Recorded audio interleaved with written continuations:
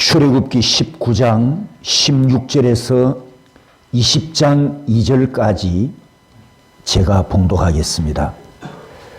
셋째 날 아침에 우레와 번개와 빽빽한 구름이 산 위에 있고 나팔 소리가 매우 크게 들리니 진중에 있는 모든 백성이 다 떨더라. 모세가 하나님을 맞으려고 백성을 거느리고 진에서 나오매 그들이 산 기슭에 서 있는데 시내산의 연기가 자욱하니 여호와께서 불 가운데서 거기 강림하심이라. 그 연기가 옹기 가마 연기같이 떠오르고 온 산이 크게 진동하며 나팔 소리가 점점 커질 때에 모세가 말한즉 하나님이 음성으로 대답하시더라. 여호와께서 시내산 곧 그 산 꼭대기에 강림하시고 모세를 거리로 부르시니 모세가 올라가매 여호와께서 모세에게 이르시되 내려가서 백성을 경고하라. 백성이 밀고 들어와 나 여호와에게로 와서 보려고 하다가 많이 죽을까 하노라. 또 여호와에게 가까이 하는 제사장들에게 그 몸을 성결히 하게 하라. 나 여호와가 그들을 칠까 하노라. 모세가 여호와께 아뢰되 주께서 우리에게 명령하여 이르시기를 산 주위에 경계를 세워 산을 거룩하게 하라 하셨사온즉 백성이 시내산에 오르지 못하리이다. 여호와께서 그에게 이르시되 가라. 너는 내려가서 아론과 함께 올라오고 제사장들과 백성에게는 경계를 넘어 나 여호와에게로 올라오지 못하게 하라. 내가 그들을 칠까 하노라. 모세가 백성에게 내려가서 그들에게 알리니라. 하나님이 이 모든 말씀으로 말씀하여 이르시되 나는 너를 애굽 땅 종되었던 집에서 인도하여 낸 내 하나님 여호와니라. 아멘. 3절을 한번 따라서 합니다. 너는 나 외에는 다른 신들을 내게 두지 말라. 나 외에는 다른 신들을 내게 두지 말라. 아멘. 베리터.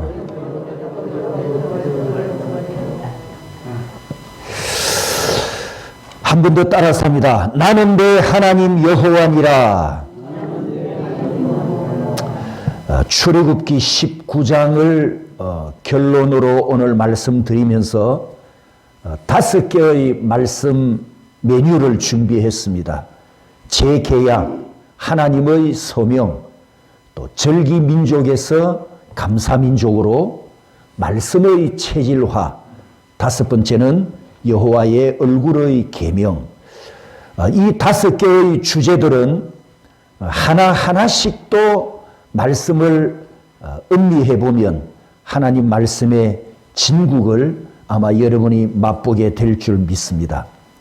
첫 번째 재계약은 출애굽기 19장 5절 6절 이 말씀은 창세기 15장에 아브라함과 하나님 사이에 맺어진 그때의 계약을 재계약하는 내용이라고 여러 번 말씀드렸습니다.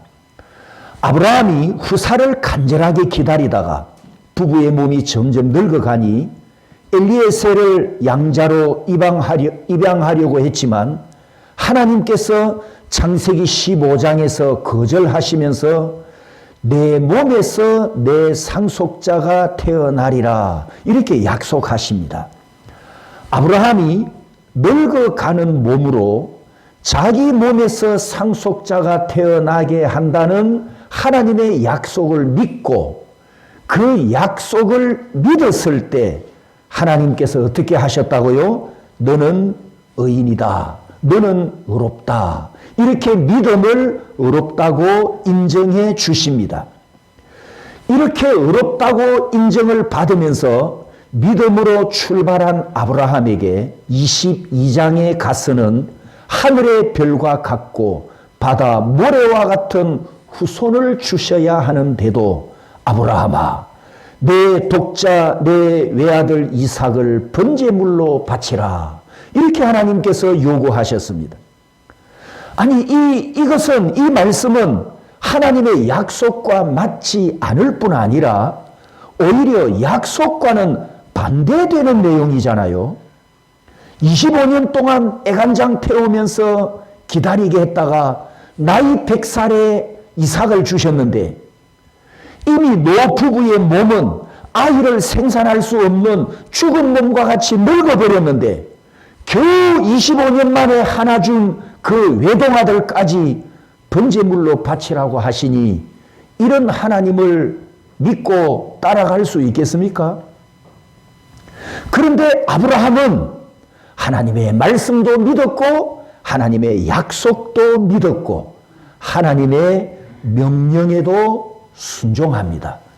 인간의 이성으로는 이해할 수 없는 하나님의 명령을 받았는데도 아브라함의 은행을 보면 의심 없이 즉시 순종하는 모습을 우리가 22장에서 보게 되는데 3절에 보면 아브라함이 아침에 일찍이 일어나 우리말은 이렇게 되어 있지 않습니까? 그런데 히브리 원문에는 항상 성경 구약 원문은 동사가 먼저 나온다 그랬죠. 그래서 일어났다, 샥함 이 동사가 제일 처음에 나옵니다. 그리고 아브라함이 아침에 일찍이라고 했는데 일찍이 이 보케르는 밤이 낮으로 바뀌는 시점, 밤이 끝나는 시각이어서 우리말로 하면 어두컴컴한 새벽에 이런 뜻이 됩니다. 즉 창세기 22장 1절, 2절, 3절을 보면 하나님께서 아들을 바치라는 명령을 받은 아브라함이 3절에 어떤 은행을 했느냐? 아침에 일찍이 어두컴컴한 시간에 이 아브라함의 말과 행동을 보면 하나님의 명령을 받고 아들을 번제물로 바치라 이 명령을 받고 아브라함이 움직이는 행동과 그 시간을 3절에 자세하게 묘사한 것은 아브라함의 행위가 하나님의 명령에 의심 없이 지체 없이 순종하였다. 바로 이것을 강조하고 있습니다. 그리고 12절에 가서 모리아산에 도착하여 외아들을 번제물로 바치려고 했을 때 그 아이에게 손을 대지 말아라. 아브라함아, 내 믿음은 100점 합격이다. 이렇게 하나님께서 인정하시고 선언하셨습니다. 그래서 창세기 15장과 22장에서 아브라함의 믿음이 15장에서는 하나님으로부터 너 믿음이 어렵다 인정을 받으면서 그 어려운 믿음이 15장에서 출발했다가 22장에 가서 자기 독생자를 하나님께 바치는 그 순간에 성숙한 믿음으로 완성되는 이 과정을 우리가 보게 됩니다. 그리고 나서 하나님께서 아브라함에게 또 약속을 하시는데 16절에서 18절까지 보면 아브라함아, 네 아들 내 독자도 아끼지 아니했으니 내 씨가 크게 번성하는데 하늘의 별과 같고 바다의 모래 같으리라. 따라서 합니다. 내 씨 16절에 보면 내 독자라 그랬거든요. 내 독자라고 했는데 여기서 독자는 이삭이잖아요. 이삭. 아브라함이 하나님께 번제물로 바치려고 했던 아들은 뭐라고요? 독자, 내 독자였단 말입니다. 그런데 이제 이 아들이 번제물로 희생되고 나서 하나님께서 아브라함에게 복을 약속하는 미래의 복을 약속하실 때는 따라서 합니다. 내 씨. 그러니까 내 독자가 내 씨로 바뀌면서 하나님께서 복수가 아닌 단수로 내 씨가 크게 번성하리라 이렇게 지금 약속하셨습니다. 그러면 여기서 내 씨는 누구를 의미하는가? 무엇을 의미할까? 이게 17절 18절에 보면 크게 번성하고 원수들을 정복할 것이고 내 씨로 말미암아 천하만민이 즉 이방인도 복을 받을 것이다. 이렇게 약속하신 단수 내 씨 그가 누구일까요? 갈라디아서의 해석을 우리가 보게 됩니다. 갈라디아 3장 8절 9절 16절 하나님께서 아브라함에게 약속하셨던 내 씨는 바로 예수 그리스도라 하셨습니다. 할렐루야. 아브라함이 독생자를 하나님께 번제물로 바쳤는데 그 믿음을 하나님께서 100점 합격으로 인정하신 후에 내 씨로 말미암아 하늘의 별과 같은 복을 받고 천하 만민도 복을 받을 것인데 바로 내가 내 후손으로 보내어 주는 메시아 하나님의 아들 예수 그리스도를 통해서 천하 만민 이방인도 복을 받으리라. 이런 어마어마한 약속을 하십니다.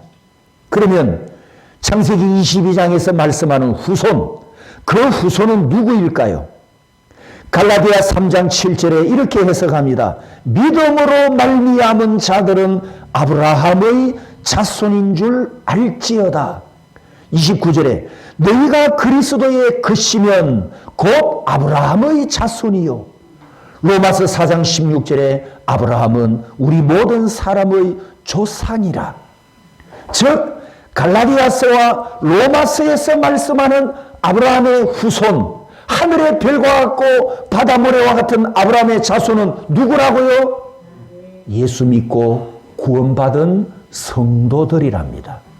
오늘 저와 여러분들이 영적으로 아브라함의 자손이 되었습니다. 영적으로 아브라함은 우리의 조상이 되었습니다. 그러니까 구약시대 아브라함 자손은 육체적인 혈통을 따라 태어나서 하나님께서 언약하신, 따라서 합니다, 오실 메시아, 그분을 믿는 자가 구약시대의 아브라함의 후손이었지 않습니까? 그런데 신약시대에는 내 씨가 되시는 예수 그리스도께서 오셔서 구원을 완성하셨기 때문에 이 세상에 어느 나라 어느 민족이든지 어느 시대이든지 예수 믿고 구원받은 성도들이 영적으로 아브라함 후손들이 되었습니다. 할렐루야. 창세기 15장과 22장에 아브라함에게 약속하신 이 수많은 후손들은 결국 성육신 하신 예수님이 고난받으시고 죽임 당하시는 공로로 죄에서 죄인들을 구원해 내심으로 성취되었으니 저와 여러분들도 아브라함이 받았던 그 복에 참여해서 우리도 예수 그리스도 안에서 아브라함의 복을 받고 우리도 예수 그리스도 안에서 아브라함의 언약 안에 들어가는 이 신령한 복을 받았습니다. 그러면 이제 여러분에게 질문을 드립니다. 앞에서 여러 시간에 말씀드렸던 내용인데요. 아브라함이 하나님께 받은 약속이 궁극적으로 어떻게 성취되었습니까? 자, 어떤 답이 나와야 할까요? 이 메시지에서. 따라서 합니다. 예수님의 성육신, 예수님의 고난과 죽으심과 부활, 예수님의 성육신으로 아브라함이 받은 하나님의 약속이 이루어져서 오늘 저와 여러분들도 이 언약 안에, 이 복 안에, 아브라함 안에 동참했단 말입니다. 이해되십니까? 제가 이렇게 아브라함 이야기를 다시 정리해 드리는 이유는 창세기 15장에 아브라함에게 따라서 합니다. 야라드가 무슨 뜻이라 그랬죠? 우리 한글로 내려왔다. 하나님께서 아브라함에게 야라드 하신 하나님께서 쪼개진 재물 사이로 홀로 지나가시면서 자기 생명을 걸고 이 언약을 지켜줄 것을 약속하지 않습니까? 그 만군의 여호와께서 야라드 하셨다는 것은 이 야라드의 신학적인 의미는 뭐라고요? 피가 흐르는 동사, 따라서 합니다. 성육신. 하나님의 야라드는, 구약의 하나님의 야라드는 신약의 하나님의 성육신이다. 이걸 여러 번 말씀드렸습니다. 그때 야라드 하신 하나님께서, 성육신 하신 하나님께서 오늘 본문 출애굽기 19장에 이제는 신의 산에 야라드 하셨단 말입니다. 신의 산에 성육신하셔서 아브라함과 맺었던 계약을 따라서입니다. 재계약. 이 사건이에요, 지금. 그러니까 두 본문, 창세기 15장과 출애굽기 19장의 두 본문, 두 사건, 두 장소에서 우리는 똑같은 한 장면을 지금 보게 됩니다. 그 똑같은 한 장면이 뭐냐? 하나님이 야라드 하셨다. 하나님께서 성육신하셨다. 그래서 이 두 곳에 기록된 하나님의 야라드, 하나님의 성육신은 장차 예수님이 거룩한 몸을 입고 예수님이 성육신하셔서 우리에게 구원을 이루어 주실 것을 미리 그림자로 보여주시는 두 본문과 두 사건이기도 합니다. 따라서 그림에서 보는 것처럼 이 출애굽기 19장, 이제 출애굽기로 돌아와서 이 출애굽기 19장 광경은 성전 구조와 똑같은 모습을 우리에게 보여줍니다. 지금 하나님께서 신의 산에 내려오시고 모세는 신의 산으로 올라갑니다. 그리고 꼭대기에서 만남이 이루어집니다. 지금 오늘 본문, 지금 이 본문에는 성전이 신의 산 꼭대기에 있지만은 조금 며칠 지나면 이 신의 산 꼭대기에 있던 성전이 조금만 지나면 어디로 내려갑니까? 산 아래 12지파가 진치고 있는 중앙에 따라서 합니다. 회막 텐트를 만들어 세운 회막 성전이 건축되지 않습니까? 여러분, 우리가 이 휴대폰을 다른 말로는 모바일이라고 하죠. 모바일 뜻이 뭐죠? 모바일? 간편하게 이동하면서 쓸 수 있는 물건을 모바일 기기라고 합니다. 이 모바일 단어가 이 신의 산 성전에서 유래됐어요. 회막 성전이 모바일용이었거든요. 텐트 회막이었으니까 쉽게 설치하고 쉽게 거두고 구름이 떠오르면 또 이동해야 되고 구름 기둥이 멈추면 그곳에 또 진을 쳐야 되고 이게 지금 모바일 성전이었습니다. 쉽게 이동할 수 있는 구조로 만들어졌습니다. 그리고 나서 다윗 때에는 실로에 성전이 세워졌다가 솔로몬 때에는 모리아 산에 벽돌 성전이 세워집니다.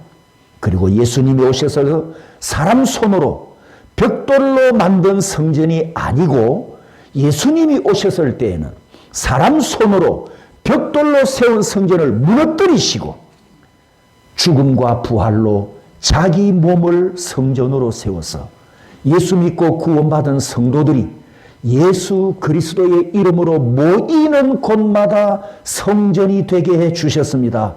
할렐루야. 화려한 건물이 성전이 아니라 두세 사람만 예수 그리스도의 이름으로 모이면 그곳에 주님이 함께 하시는 주의 몸이고 주의 성전입니다. 그러므로 구원받은 성도 여러분, 우리가 성전입니다. 여러분이 성전입니다. 서로 축복합니다. 당신이 성전입니다. 당신이 주의 몸입니다. 아멘, 아멘. 두 번째, 하나님의 서명입니다. 우리가 성경을 보면 하나님께서 자기 백성들에게 약속하시면서 반드시 하시는 중요한 한 가지가 있는데 하나님께서 친필로 직접 사인하시는 장면입니다. 창세기 15장 7절에 여호와니라, 출애굽기 20장 2절에 하나님 여호와니라, 따라서 합니다. 아니야훼. 애굽에서 건져낸 자기 백성들에게 신의 산에서 십계명을 주시면서 나는 여호와니라, 아니야훼, 자기 이름을 친필로 서명하셨습니다. 이처럼 하나님께서 직접 서명하신 의미는 내가 책임진다, 이런 중요한 의미가 있습니다. 내가 너 인생을 책임진다. 내가 너의 미래를 책임질 것이고 나와 너 사이에 맺은 구원 언약은 내가 반드시 책임지고 내가 이룰 것이니라. 이런 뜻을 담고 하나님께서 자기 이름으로 사인하십니다. 그래서 여러분이 성경을 읽다가 나는 여호와니라, 아니야훼, 하나님의 서명을 만나면 잠시 멈추고 그 서명 전과 후에 있는 문맥을 다시 한 번 더 잘 살펴보셔야 됩니다. 그러면서 두 가지를 보셔야 돼요. 따라서 합니다. 첫 번째는 따라서 합니다. 하나님이 하실 일. 하나님이 하실 일.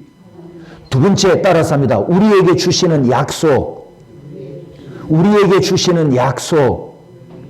하나님이 하실 일과 우리에게 주시는 약속의 중요함 때문에 나는 여호와니라. 이렇게 하나님께서 서명을 했단 말입니다.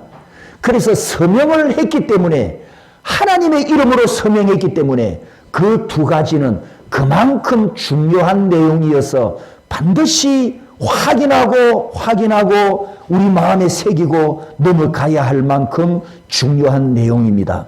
성도 여러분, 애굽에서 구원받은 이스라엘 백성들이 하나님의 말씀을 계시로 받는데 지금까지 어느 민족도 어느 족속도 자기 신으로부터 계시받은 종교가 있습니까?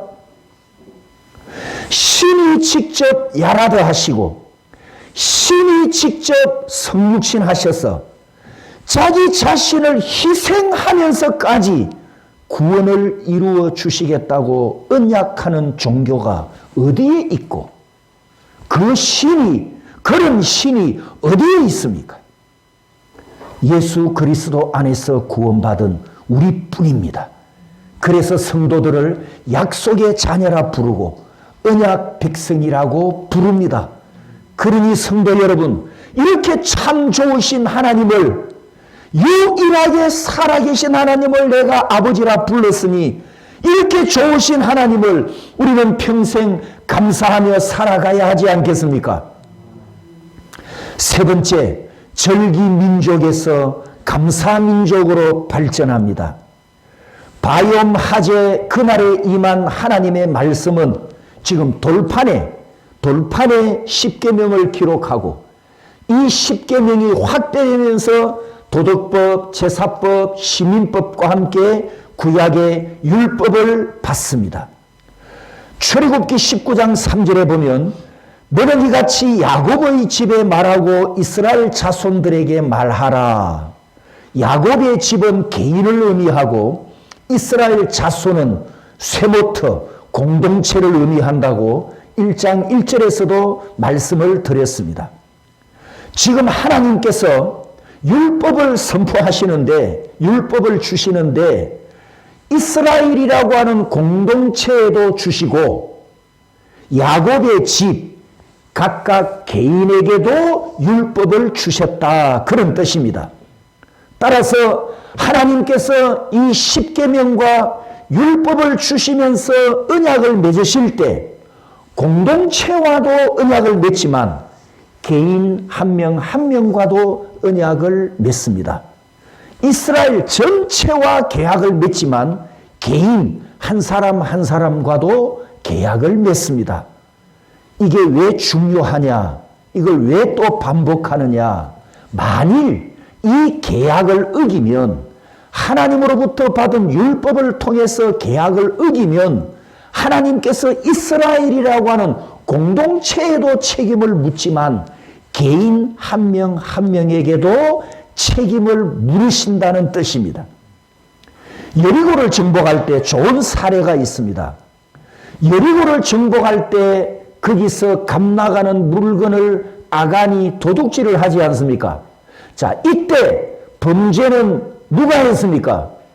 공동체가 했습니까? 개인이 했습니까? 개인이 했단 말이죠.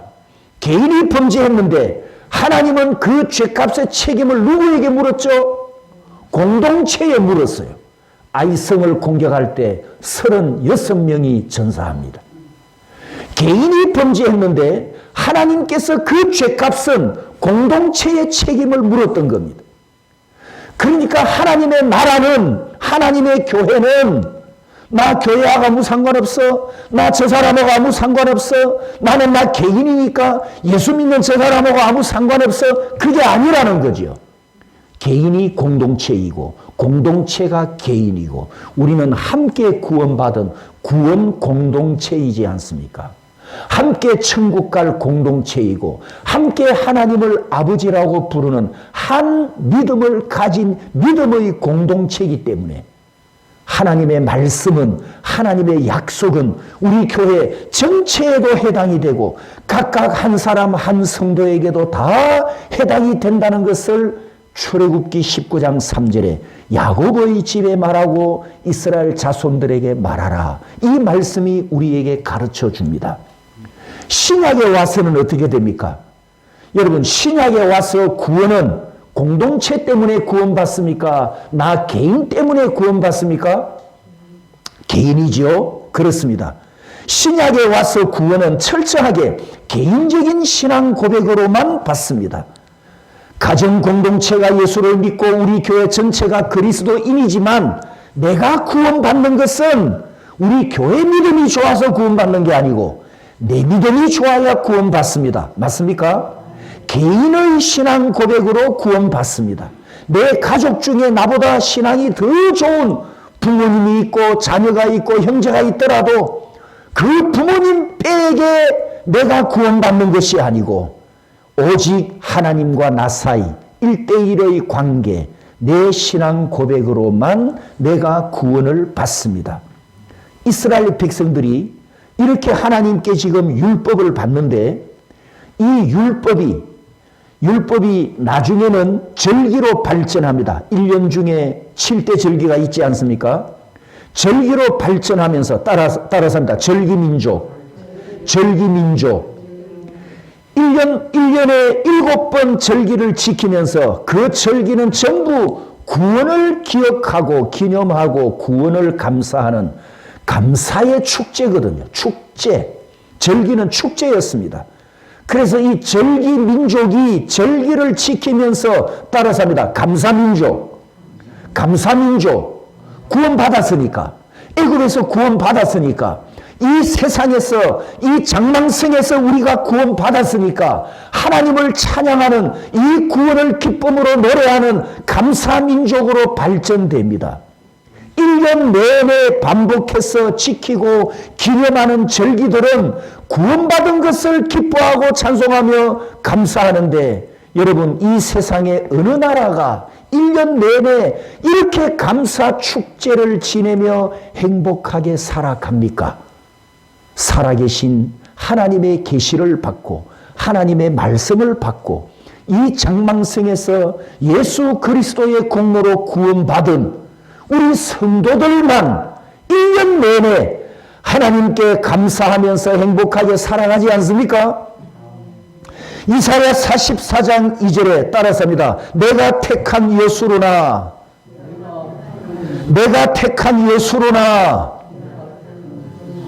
이 여수론이라는 단어는 이 세상에서 하나님께서 특별하게 구별한 하나님의 자녀들, 이 장망성에서 특별하게 하나님의 사랑을 받고 선택받고 부름받고 구원받은 여러분들을 향하여 하나님이 부르시는 애칭입니다. 애칭. 예수로나 나는 너희들을 이 세상에서 구별했다. 나는 너희들을 이 세상에서 특별하게 사랑한다. 그런 의미를 담은 하나님께서만 우리를 부르시는 애칭입니다. 여수로나 하나님의 사랑이 담긴. 그러니 여러분, 우리가 지금 이 세상에서 하나님의 계시를 받았고 생명의 말씀을 받았는데 우리는 우리 손에 이 진리의 말씀을 들고 있는 것은 합법적으로 하나님께서 우리에게 계시의 말씀을 주셨고 우리는 신령한 백성들로 하나님의 말씀을 가지고 있습니다. 어느 누구에게도 주시지 않은 이 천국 비밀을 우리에게 하나님께서 맡겨주셨고 우리에게 알려주셨잖아요. 내가 이 세상에서 하나님의 계시의 말씀을 갖고 있다는 것은 여러분 특권 중에 특권 아닙니까? 구원받은 우리만 갖고 있는 특권이잖아요. 그러므로 이 세상에 이방인들, 하나님을 경외하지 않는 사람들이 성경을 인용하는 것은 저는 이렇게 말하고 싶습니다. 그건 당신이 지금 불법을 행하고 있다. 왜? 하나님 말씀을 그 사람한테 맡겨준 적이 없거든. 맞나요? 제 해석이 맞습니까? 내가 하나님의 말씀을 주장 안 하면 내가 불법이 되겠죠. 내가 하나님 말씀을 받았는데도 안 하면. 하나님께서 그들에게는 계시의 말씀을 맡겨주신 적이 없는데 왜 저것들이 뭐 걸핏하면 뭐 거듭나고 다시 태어나고 뭐 성경에 있는 구절을 인용하면서 성경을 인용합니까? 그게 다 불법 행위라는 거죠. 이런 사람이 있잖아요. 하나님의 존재를 부인합니다. 무신론자예요. 나는 무신론자입니다. 나 하나님을 안 믿지만 성경에 보십시오. 이렇게 쓰여져 있지 않습니까? 라고 주장하는 것도 다 불법 행위라는 거죠. 하나님께서 그들에게는 계시해 주신 적이 없고 성경을 맡겨 주신 적이 없습니다. 우리만 갖고 있기 때문에 우리가 진리를 주장할 수 있고 우리가 진리를 증거할 수 있고 우리만 이 진리를 선포할 수 있습니다. 그리고 또 한 가지 중요한 것. 또 한 가지 중요한 것은 우리가 하나님의 말씀을 맡았기 때문에 이 말씀을 행할 의무와 책임이 있다는 것. 왜냐하면 출애굽기 19장 5절 6절에 우리가 구원받고 하나님의 소유가 되었으며 제사장 나라가 되었으며 거룩한 백성이 되었기 때문입니다. 그러므로 구원받고 성도가 된 신분에는 그 신분에 따라오는 책임이 있습니다. 성도라는 신분에는 성화의 삶을 살아갈 책임이 있습니다. 베리터, 언약, 베리터 했기 때문에 뭐 한다고요? 코레토 하는 것처럼 이것은 책임이고 의무이고 피할 수가 없습니다.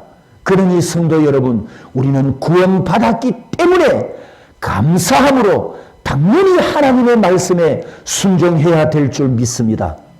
그러기 위해서 네 번째, 말씀의 체질화가 필요합니다.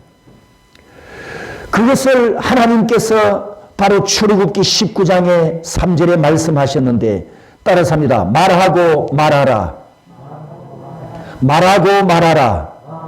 말씀을 체질화하라, 이런 뜻입니다. 여러분, 체질화가 되려면 습관이 먼저 있어야 되죠. 익힐섭 버릇 관, 익혀서 버릇이 되는 것, 이게 습관이라고 하는데 한문에서, 그래서 말 안 듣는 아이들을 보고 어른들이 가끔 뭐라고 합니까? 이 버르장머리 없는 놈, 버릇 없는 놈, 이렇게 막 꾸중을 하고 뭐라 하지 않습니까? 그러니까 습관이라는 것은 어릴 때부터 부모 교육을 통해서 보고 배우면서 체질화가 되었을 때 나타나는 모습입니다. 그런데 이 한문이 참 재미가 있는데요. 익힐 섭자 위에 있는 이 한문이 새의 깃털처럼 생긴 깃털 우자입니다. 그리고 섭자 아래에 있는 한자 백은 원래 흰 백자에서 획을 하나 뺀 글자인데 100에서 획을 하나 뺐으니까 숫자 뭐가 됩니까? 99가 되는 거지요. 100에서 1을 빼면 얼마라고요? 99. 즉 익힐 습관이 뭐냐? 둥지에서 어미가 날라주는 먹이를 먹고 자란 새끼 독수리가 어미처럼 날아오르려면 자기 깃털로 99번 날개짓을 하면 99번 습관이 되면 날아오른다. 이런 뜻이라고 한다면, 한문의 뜻이 실제로, 여러분, 실제로 어미 독수리가, 이제 실제 상황입니다. 어미 독수리가 새끼 독수리를 훈련할 때 자기 날개에 이 새끼를 업고 5,000m 상공으로 올라간답니다. 5,000m면 굉장히 높은 거거든요. 5km니까. 5,000m까지 올라가서 그 새끼를 공중에 던져버린대요. 그러면 이 독수리 새끼가 땅으로 떨어지면서 독수리 새끼 살려! 파닥파닥 할 거 아닙니까? 그래도 아직 못 날아. 그러면 저 밑에 가서 기다리고 있다가 떨어지는 새끼를 또 다시 등에 업고 또 5,000미 또 올라가서 또 던져버린대요. 언제까지? 몇 번까지? 99번. 언제까지? 나를 때까지. 그게 습관, 체질화, 훈련이라는 거죠. 성도 여러분, 지금 독수리 훈련 이야기가 아닙니다. 누구 이야기? 누구 이야기? 내 이야기. 나의 무슨 이야기일까요? 하나님의 말씀이 나에게 습관이 되고 하나님의 말씀이 나에게 체질이 될 때까지 야곱의 집에 말하고 이스라엘 자손들에게 말하라. 따라서 합니다. 말하고 말하라. 말하고 말하라. 체질이 되고 습관이 될 때까지. 그래서 하나님께서 돌판에다가 율법을 새겨주십니다. 계명을 새겨주십니다. 생명의 말씀을 주셨습니다. 우리가 이 세상에서 구원받고 하나님의 소유가 되었고 왕같은 제사장으로 살려면 하나님의 말씀이 습관이 되고 말씀이 체질화가 되어서 구원받은 은혜를 습관적으로 감사하며 말씀에 순종하는 것이 체질화가 되어서 항상 말씀의 사람으로 살아가야 하지 않겠습니까? 이와 같이 하나님께서 자기 백성들에게 십계명을 주시고 율법과 명령과 규례에 순종할 것을 명령하시고 또 절기를 지킬 것도 명령하시고 구원받은 은혜를 감사하면서 하나님의 말씀이 체질화되게 하셨습니다.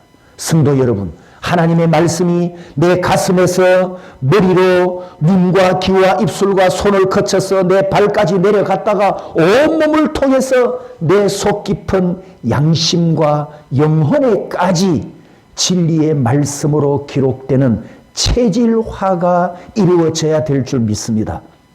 체질화가 된 후에 습관이 된 내 삶을 통해서 내가 하나님의 말씀의 사람으로 완성될 때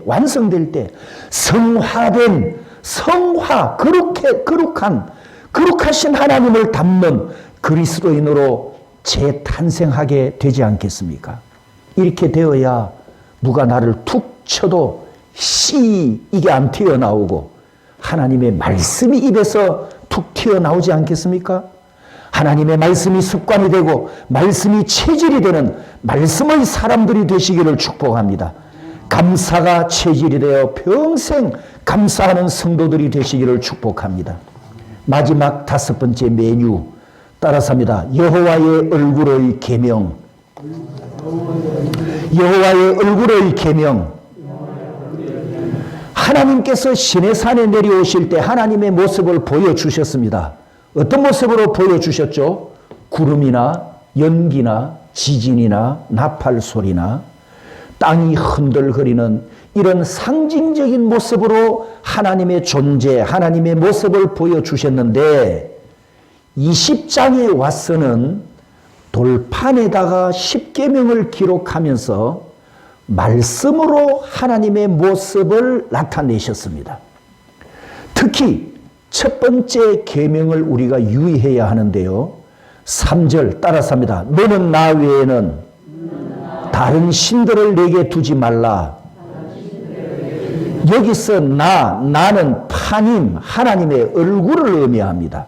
그래서 이 첫 번째 계명 3절을 의역하면 내 얼굴 앞에 다른 신을 두지 말아라. 이런 뜻이 됩니다. 내 얼굴 외에는 다른 얼굴을 만들지 말아라. 내 얼굴 외에는 다른 우상을 만들지 말아라. 내 얼굴 앞에 다른 신을 세우지 말아라. 토라, 율법이, 말씀이 하나님의 얼굴로 바뀌는 중요한 첫 번째 계명 순간입니다. 영이신 하나님께서 자기 존재를, 자기 얼굴을 우리에게 보여주셨는데 뭘로 보여주셨느냐? 돌판에 기록하는 말씀으로 보여주셨다는 거예요. 우리 손에 들고 있는 성경 말씀이 하나님의 얼굴이고 우리가 이 성경 말씀을 통해서 하나님의 존재를 바라보고 하나님의 형상을 바라보고 하나님의 얼굴을 바라봅니다. 그렇기 때문에 우상 숭배자들이 무슨 상을 만들어 놓고 얼굴을 만들어 세워놓고 신이라고 경배하는 것은 다 가짜란 말이죠. 가짜 신, 가짜 종교. 또 예수를 형상화하거나 조각하거나 상을 만들어 세우거나 그림으로 만들어 놓은 것도 전부 가짜 예수입니다. 그게 진짜 예수가 아니란 말이죠. 그 그림이 진짜 예수가 아닌 결정적인 의미가 무엇입니까? 그 그림에 신성은 없고 인성만 표현한 그림이기 때문에 가짜입니다. 그러므로 우리는 그런 종류의 그림을 성화, 거룩한 그림이라고 표현하지 않습니다. 가짜 예수를 그려놓고 성화라고 호칭하는 순간부터 우상 숭배 행위가 된다는 것을 우리는 유념해야 합니다. 하나님께서 자신의 존재와 자신의 얼굴을 우리가 볼 수 있도록, 들을 수 있도록 주셨는데 그게 뭐라고요? 말씀이란 말이죠. 말씀. 말씀뿐이에요. 신약에 와서는 잠깐 이런 경우가 있죠.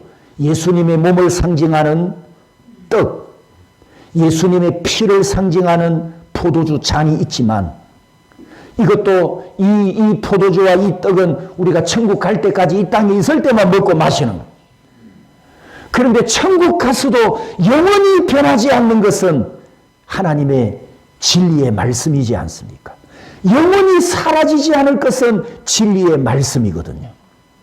그러므로 성도 여러분, 제가 지금 중요한 이야기를 합니다. 우리가 성경을 읽을 때 글자를 읽는다, 글을 읽는다, 문자를 읽는다 이렇게 생각하시면 안 돼요. 글을 읽으면서 뭘 봐야 한다고요?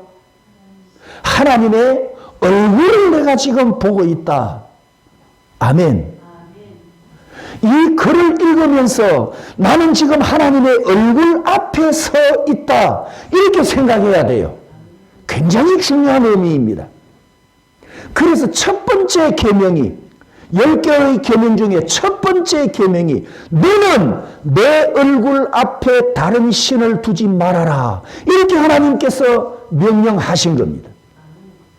그래서 첫 번째 계명은 여호와의 얼굴의 계명이라는 이 어마무시한 별명을 갖고 있습니다. 이게 왜 중요하냐 하면 이제 결론입니다.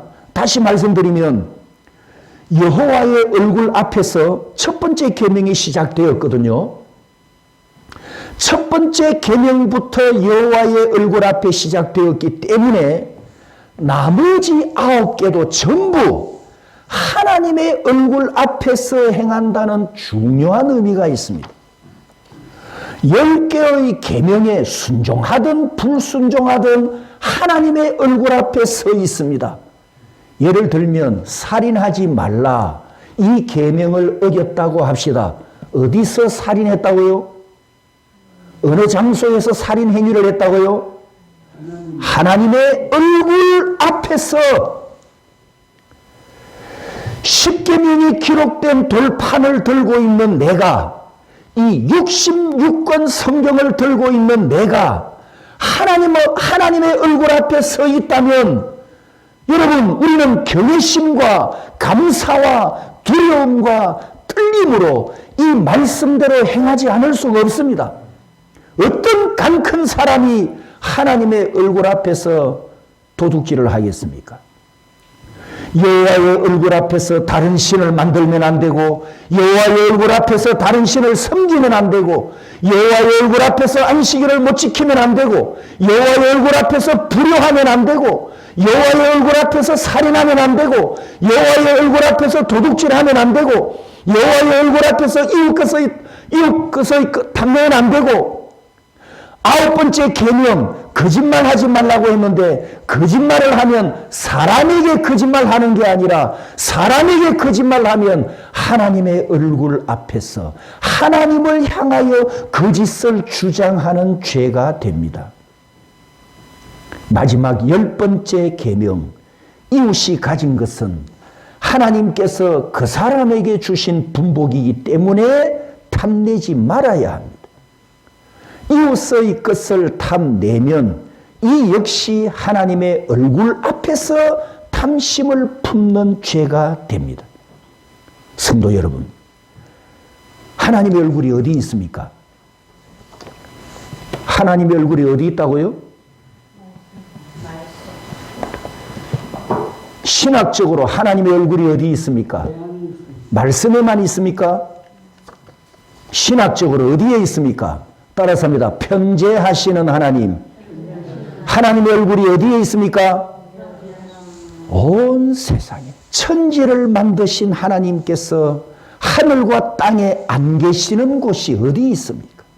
온 세상에 하나님이 편재하시니 온 세상이 하나님의 얼굴 앞입니다. 오늘도 하나님의 얼굴 앞에서 예배를 드렸습니다.